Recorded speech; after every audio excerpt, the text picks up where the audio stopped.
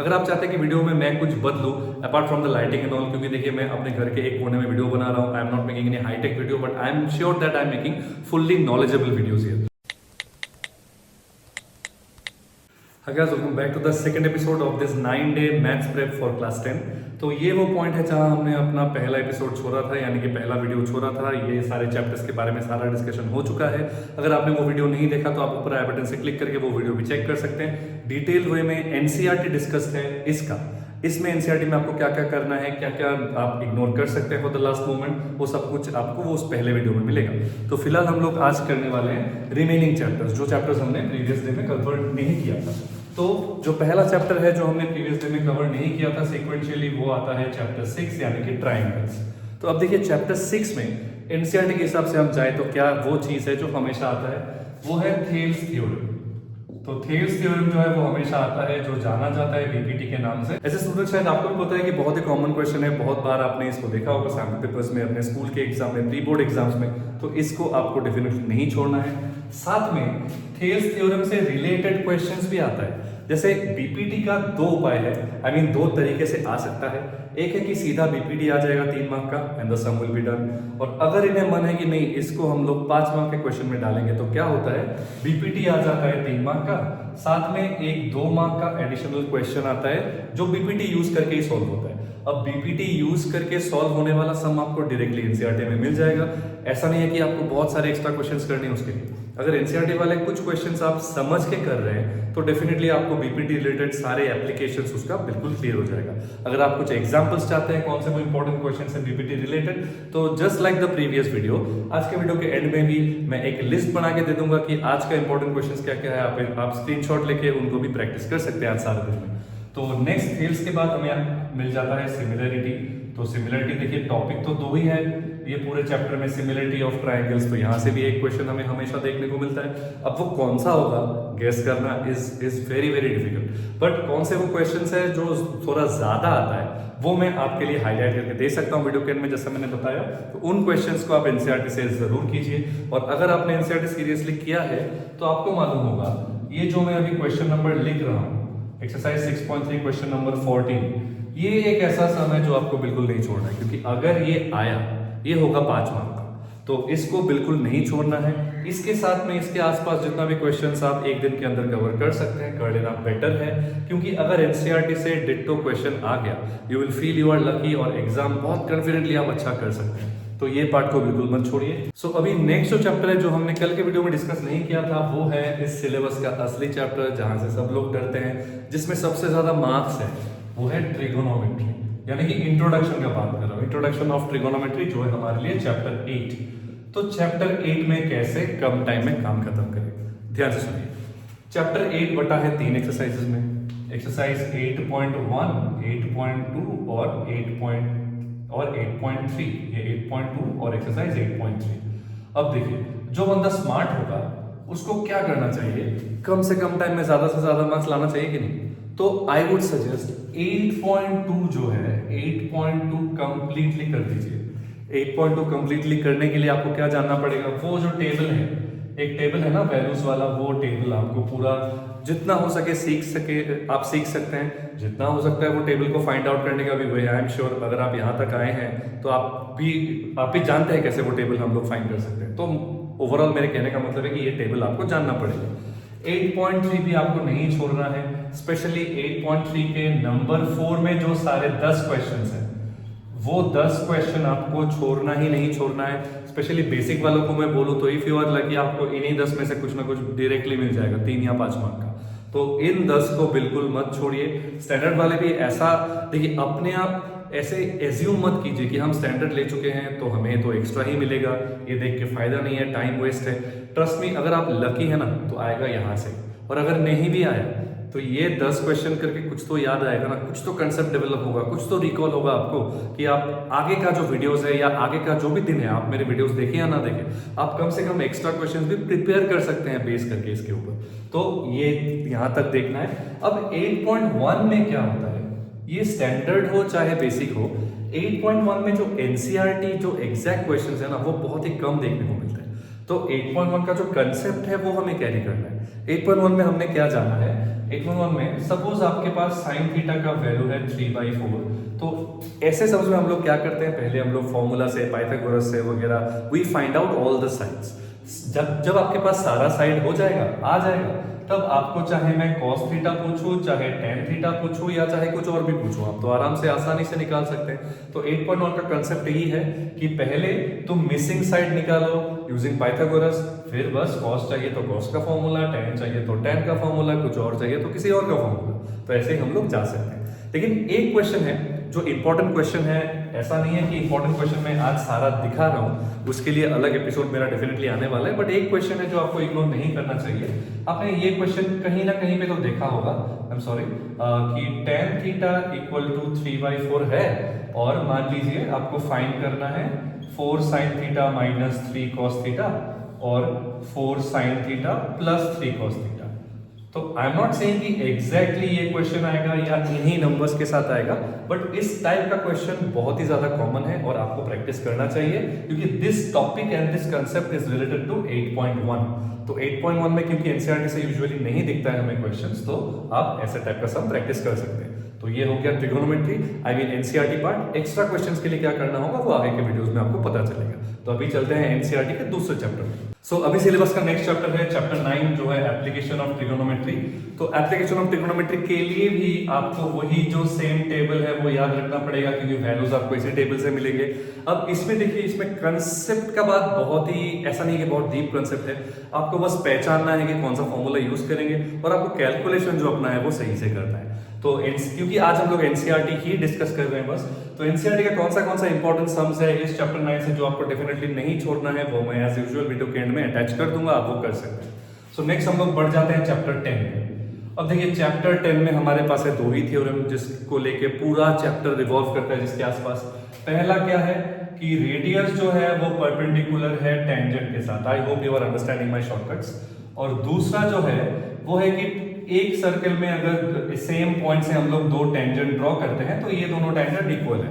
अच्छा, by the way theorem के statements बहुत इंपॉर्टेंट है, स्टेटमेंट सीख के रखिएगा, नहीं तो आप अच्छे से स्टेटमेंट को अरेंज नहीं कर पाएंगे एग्जाम में।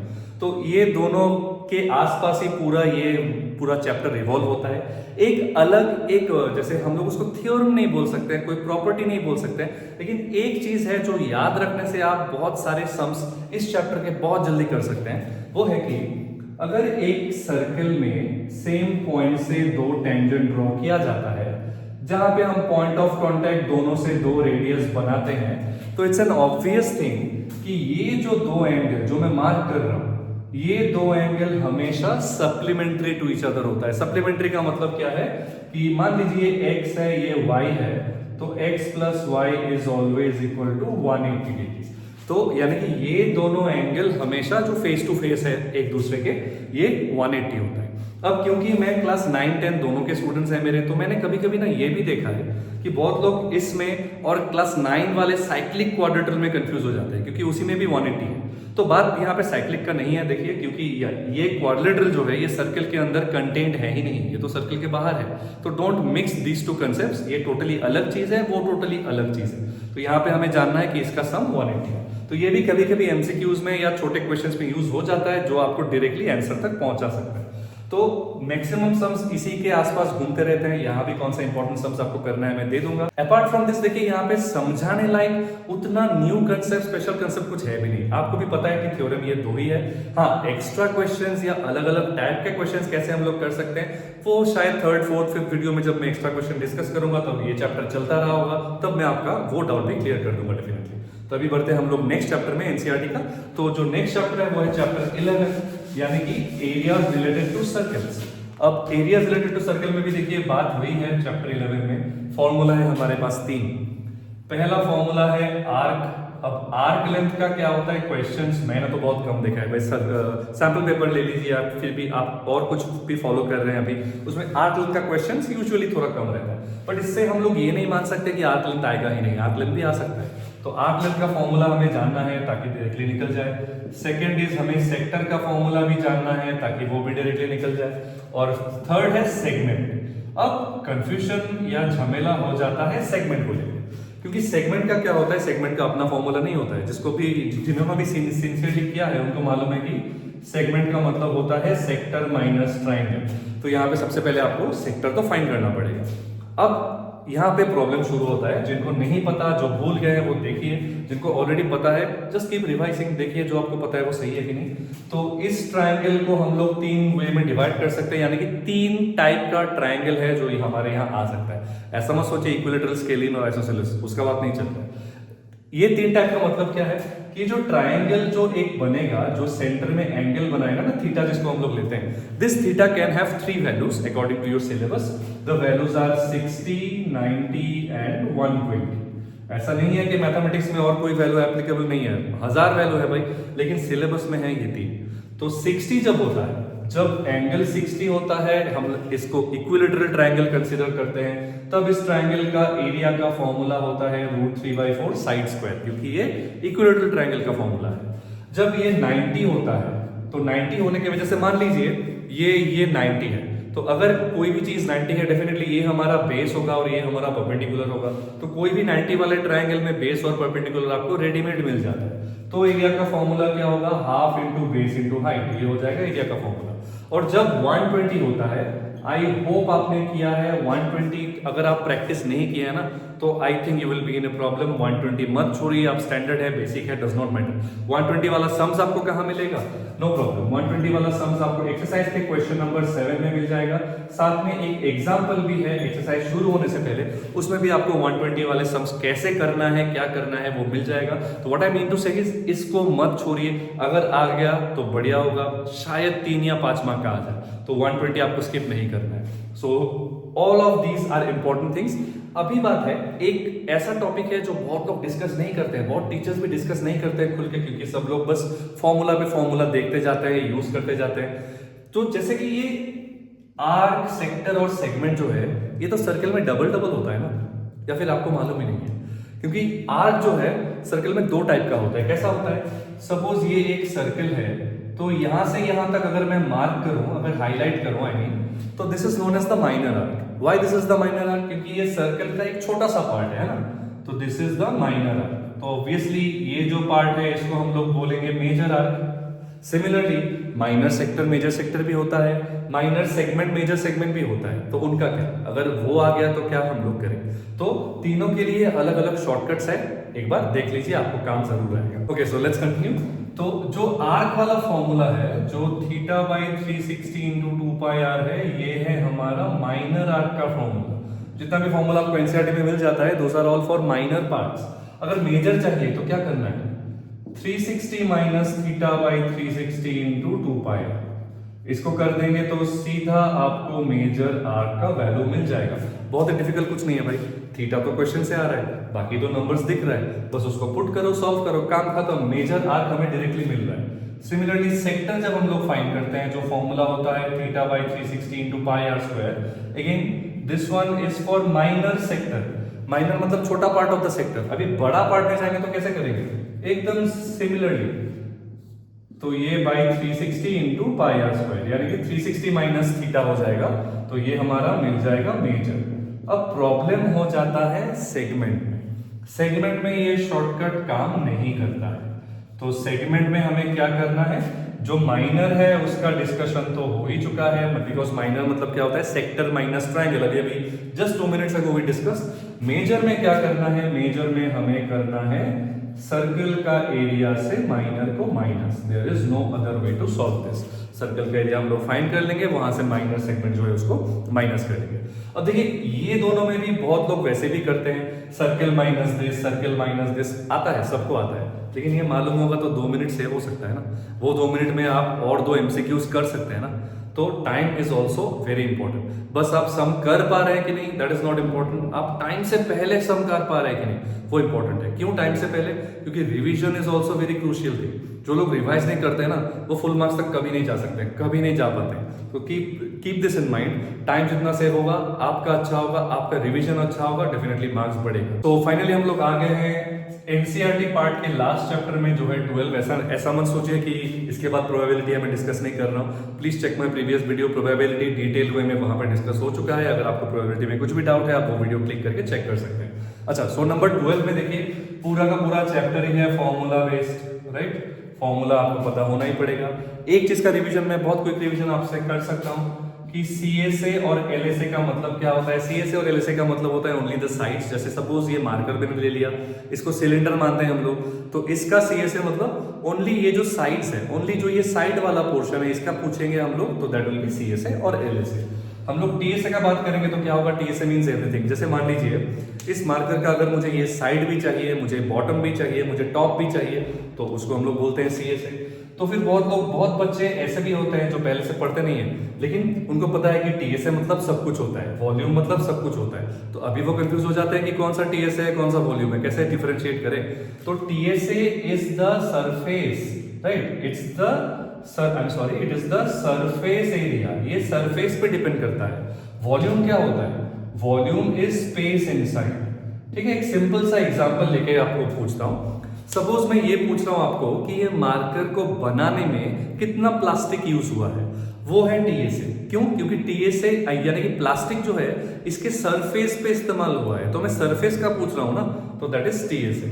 वॉल्यूम कब होगा, सेम मार्कर को दिखा के अगर मैं पूछूं कि इसके अंदर इंक कितना डाल सकता हूं मैं, कितना स्पेस है इसके अंदर इंक डालने के लिए, तो वो है वॉल्यूम। क्यों? क्योंकि अभी मैं सरफेस का बात नहीं कर रहा हूं, सरफेस क्या है नहीं है मुझे फर्क नहीं पड़ता, मुझे चाहिए अंदर स्पेस कितना है इंक डालने के लिए, तो space inside is actually volume. तो ये डिफरेंस याद रखना जरूरी है। सबसे ज्यादा जरूरी क्यों है, because I hope you have seen questions जहां पे डायरेक्टली ऐसा मेंशन नहीं होता है कि find TSA, find CSA, find volume. हमें क्वेश्चन पढ़ के समझना पड़ता है कि उन्होंने क्या मांगा है हमसे, तो based on that we have to जज एंड डू इट। अब इनके भी क्या क्या इंपॉर्टेंट क्वेश्चंस है वो मैं आपको डेफिनेटली मेंशन कर दूंगा। टॉपिक वाइज अगर आप जाएंगे तो आप दो देखिए, यहाँ पे दो ही टॉपिक्स है बेसिकली, एक टॉपिक है सरफेस एरिया को लेके, एक टॉपिक है वॉल्यूम को लेके। तो वॉल्यूम रिलेटेड कुछ सम्स NCERT में है जहां से आपको पूरा कंसेप्ट आप गेन कर सकते हैं, और सरफेस एरिया लेके भी आप कर सकते हैं। What I would suggest is, अगर आप बेसिक ले रहे हैं तो this thing is going to be enough I guess, not I mean based on the previous years में बोल रहा हूँ, बेसिक के लिए NCERT विल बी एनफ। अगर आप स्टैंडर्ड ले रहे हैं ना, तो जो सरफेस एरिया पार्ट है यानी कि जो 12.1 है वो NCERT से आप कर सकते हैं। आई डोंट थिंक उसके अलावा और कुछ चाहिए, कंसेप्ट घूम फिर के सेम ही है। लेकिन जो वॉल्यूम पार्ट है ना, उसके लिए आपको थोड़ा सा एक्स्ट्रा आप करेंगे तो आपके लिए बेटर होगा। कोई छूट जाने का, सम छूट जाने का चांस बहुत ही ज्यादा घट जाएगा आपके लिए। ठीक है, तो this is the total discussion of NCERT।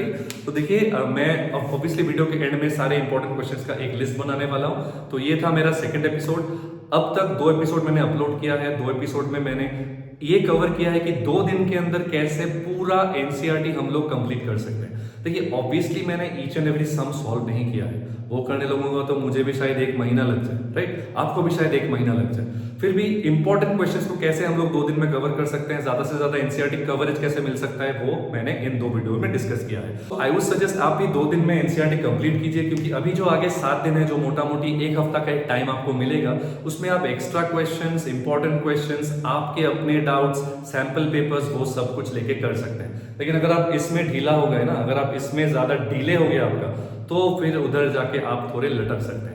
तो क्योंकि मैं वीडियो सुबह अपलोड करता हूं, तो what I want you to do is, आप इन वीडियोस को देख के पूरे दिन का प्लान इमीडिएटली बना लीजिए, और मेक श्योर जो इस वीडियो में डिस्कस हुआ या फिर जो मेरे प्रीवियस वीडियो में डिस्कस हुआ, याद रखिए वो एक दिन का वीडियो है। तो आज का डिस्कशन का सारा टॉपिक आपको 1 दिन में कवर करना है, ताकि नेक्स्ट वीडियो आने से पहले आप रेडी हो जाए नेक्स्ट वीडियो में मेरे जो इंपॉर्टेंट पॉइंट्स है उनको प्रैक्टिस करने के लिए।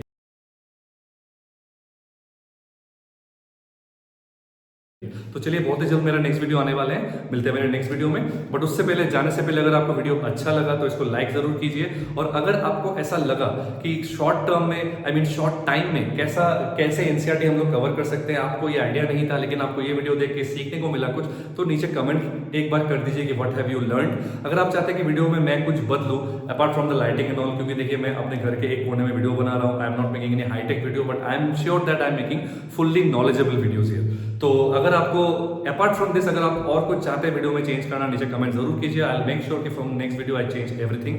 सो मिलते हैं मेरे नेक्स्ट वीडियो में। होपफुली जब तक मेरा नेक्स्ट वीडियो में आप मुझे देखेंगे, आपका ये सारा चीज कंप्लीट हो चुका होगा। So good luck, keep watching.